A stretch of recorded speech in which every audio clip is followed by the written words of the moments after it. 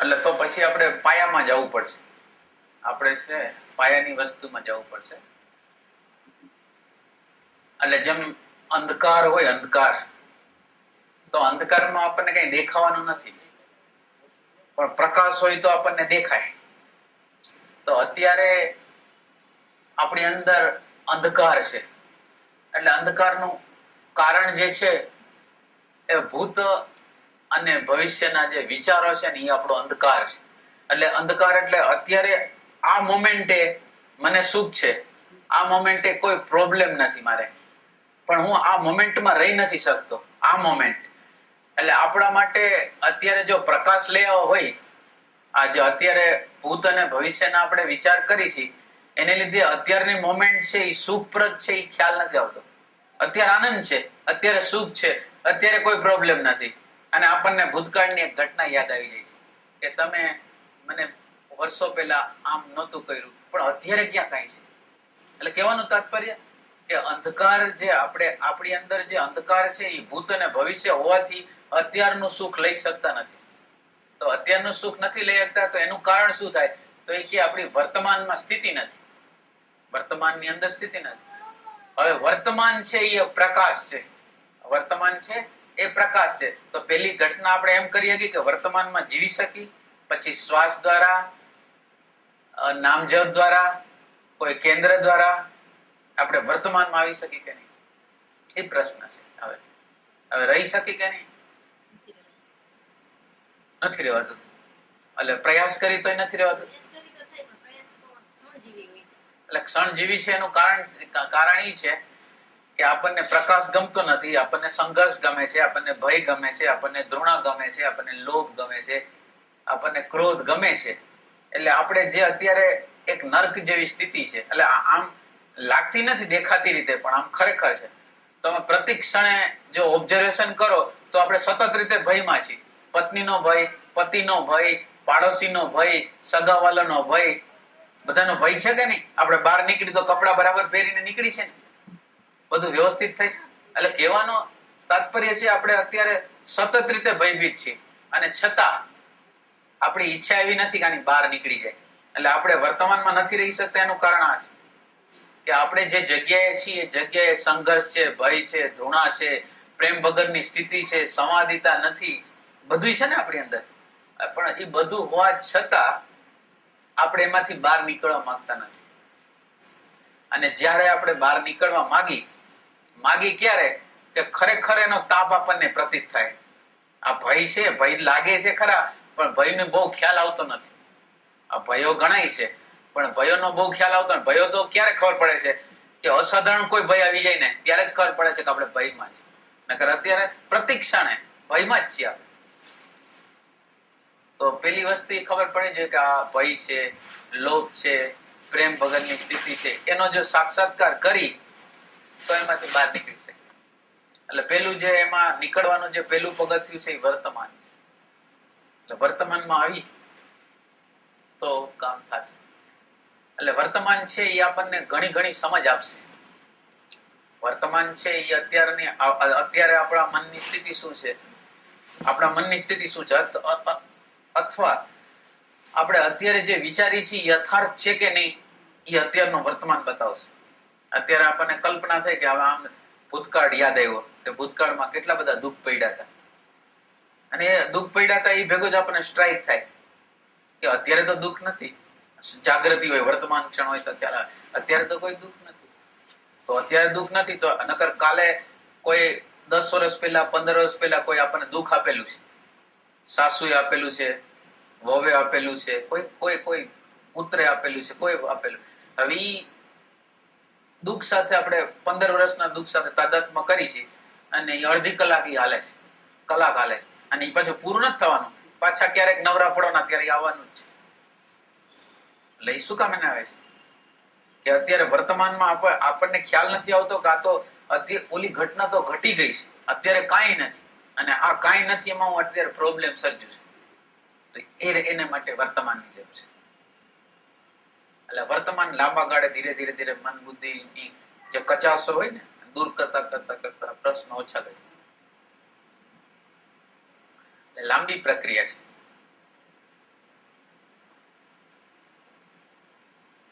કઈ પણ ચંપલ પહેરી છે, બાથરૂમ જાય છે, ટુવાલ આમ ઘા કરી છે, ઓલું આમ ઘા કરી છે, એમ શું કામ એમ કરી છે? કે આપણે અહીંયા વર્તમાનમાં જ નથી. જો વર્તમાનમાં હોય તો બધી વસ્તુ વ્યવસ્થિત થવા માંડે. એટલે આપ જે પેલી જરૂરિયાત તાત્કાલિક રીતે પ્રશ્નને આપણે ટચ નહીં કરીએ શકીએ. માનો કે તમે એમ કહો કે મને આ પ્રશ્ન થાય છે, ઓર્ડર આવે ને ઓર્ડર નથી આવતો, ત્યારે આ થાય છે, એને આપણે ડાયરેક્ટ રીતે કઈ અત્યારે કઈ ન કરીએ. પણ વર્તમાન છે એને ટચ કરીએ છીએ.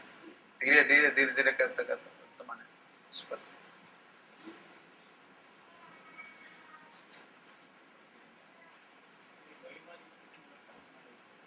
હા, એટલે મારું કહેવાનું એમ હતું, પણ ઈ કર્મનો જે કાયદો છે ને, ઈ પણ વર્તમાનમાં આવશે તો જ ખબર.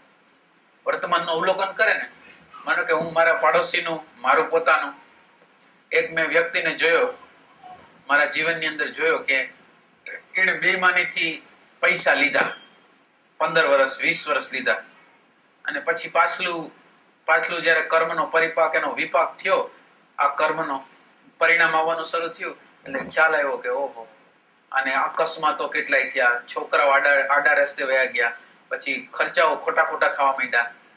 બીજું કે માણસોનો જે સપોર્ટ હતો એ ન રહ્યો, માણસોના સંબંધો સારા ન રહ્યા, અને કેટલી જાતના ફટકા પડ્યા. એ આપણે જોયું કે આની અંદર પૈસા બધા લીધેલા છે, પણ અત્યારે એની હાલત, અંદરની હાલત, એના કુટુંબની હાલત, એની અંદરનો સંબંધોમાં બરાબર નથી. તો એ આપણું ઓબ્ઝર્વેશન આ હોય. બીજા લોકોએ શું કર્યું? મા બાપને માનો કે સેવા નથી કરી, કેટલાક લોકો એના મા બાપની સેવા નથી કરી, એટલે તમે 15-20 વર્ષના ગાળા પછી એનો છોકરો આવે છે, ને પછી એનો છોકરો એની કેવો વ્યવહાર કરે છે, આપણે જોઈશું કે આણે સેવા નથી કરી તો આ નથી કરતો. કહેવાનું તાત્પર્ય શું થાય? એ અવલોકન આપણે કરીને તો જ એ શક્ય બને. એટલે એમાં વર્તમાન ક્ષણ તો જરૂર પડશે. એટલે વર્તમાન ક્ષણ દ્વારા કર્મનો કાયદો પકડાશે, અને કર્મનો કાયદો પકડાશે તો હવે કર્મના સુધારા ઉપર, અને બીજું એક આ પરમાત્મા છે એની શક્તિ ઉપર આપણે આધારિત થઈ જાય કે હવે પરમાત્મા જે કરે ભલે કરે. શ્રદ્ધા કે મારું ખરાબ નહીં કરે.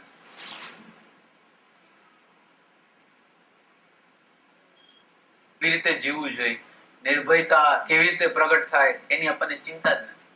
માનો કે આપણે એક ઘરની અંદર રહી છીએ, તો એની યારે કેવો વ્યવહાર કરીશ, તો એ પ્રશ્ન નથી મને.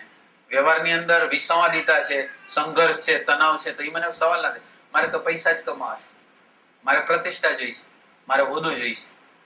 તો હવે જે વસ્તુની આપણને જે તકલીફમાં મૂકે છે એ તો સમસ્યા જ નથી. આપણને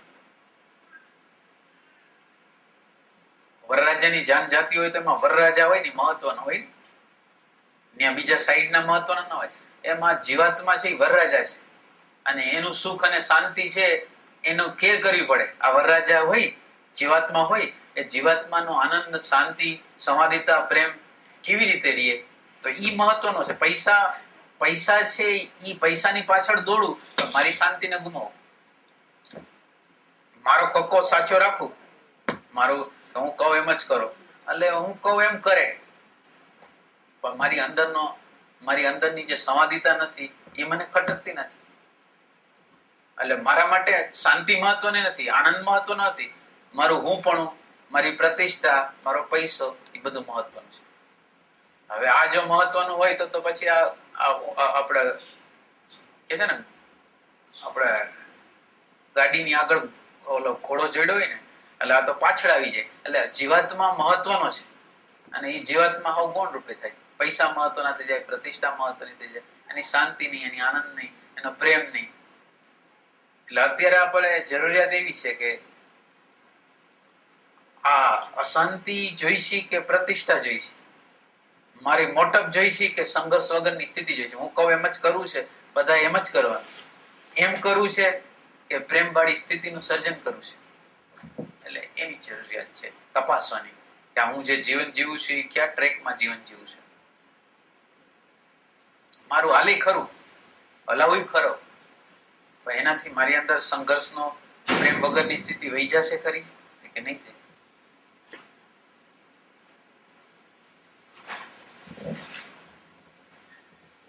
એટલે કરતા નથી પેલા તો એવું છે ખરું? કરી શકતા નથી હોતા. એટલે કરવા કોના ભોગે? માનો કે તમે કરવા માંગો છો, તમને શું અટકાવે? પાછળના જે ફોર્સ એટલો આવતો હોય, તમે શાંતિ પસંદ કરો પણ કરી શકતા નથી હોતા. આજુબાજુનો પરિબળો એવા હોય છે કે તમે શાંતિમાં રહેવા ઈચ્છો તો પણ ઈચ્છના નથી. હવે દાખલા તરીકે આ પરિસ્થિતિ છે એને કોણે બોલાવી છે? ના, પરિસ્થિતિને માનો કે અમુક પ્રકારની તમારે મારે બધાને વાતાવરણ, આજુબાજુનું જે વાતાવરણ છે પણ એ વાતાવરણ મારી આગળ કેમ આવ્યું? મારી આગળ જ કેમ આવ્યું? બીજા આગળ કેમ ન ગયું? બીજા પાસે આવતું એવું બને. એમ નથી, એને જુદા પ્રકારનો હોય, એને હોય પણ જુદા. તો મારે આવા પ્રકારનું કેમ આવ્યું? તમને ખ્યાલ છે કે સજાતીય વ્યક્તિની દોસ્તી હોય છે, ખબર છે? આ જે અણુ પરમાણુ તમારી અંદર હોય ને, એ અણુ પરમાણુ તમારી અંદર ખેંચાઈને આવે, એમાં બીજા જવાબદાર નથી. તમારી અંદર એવા પ્રકારના અણુ પરમાણુ છે, એ અણુ પરમાણુ દાખલા તરીકે એક કારેલાનું બીજ હોય તો એ કારેલાનું બીજ બધી વસ્તુ મટીરિયલ ને ખેંચે. એ કઈ વસ્તુને ખેંચે? કડવાશ વાળી હોય એ બધી એને ખેંચે. તો એનું કારણ શું? કે એનું બીજ એવું છે. તો આપણું બીજ અંદરનું વાઇબ્રેશન એવા પ્રકારના વાઇબ્રેશન છે, એ વાઇબ્રેશન બીજા એવા પ્રકારની પરિસ્થિતિ નિર્માણ કરે છે, અને એના માટે મારી જવાબદારી છે, બીજા નહીં. જેમાં આપણે ફૂલ ખીલે એટલે ભમરો કેમ દોડતો આવી જાય? ફૂલ ખીલે છે અને ભમરો આવી જાય છે, એમ આપણી અંદરની કોઈ ડિમાન્ડ છે, એ પ્રમાણેની પરિસ્થિતિ, આપણા એ પ્રકારનું કર્મ છે, અને એ કર્મ પ્રમાણે પરિસ્થિતિ ખેંચાઈને આવે છે. એમાં કોઈની જવાબદારી હોતી નથી.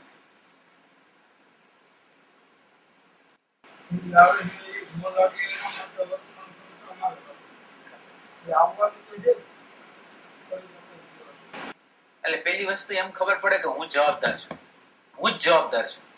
આ વિશ્વની કોઈ પણ ઘટના ઘટે તો મારી જવાબદારી છે, એવું આપણને લાગે. અત્યારે આપણને એવું લાગે છે જવાબદારી બીજાની છે, આપણી નથી. આપણે તો નિર્દોષ. દરેક વ્યક્તિને તમે પૂછો તો બધી વ્યક્તિ એમ કહેશે હું નિર્દોષ છું, આનો જ વાંક છે. અને જ્યાં લગીને આપણને એમ લાગે કે આપણે નિર્દોષ છીએ ને, ત્યાં લગીને આપણો સુધારો થાય નહીં.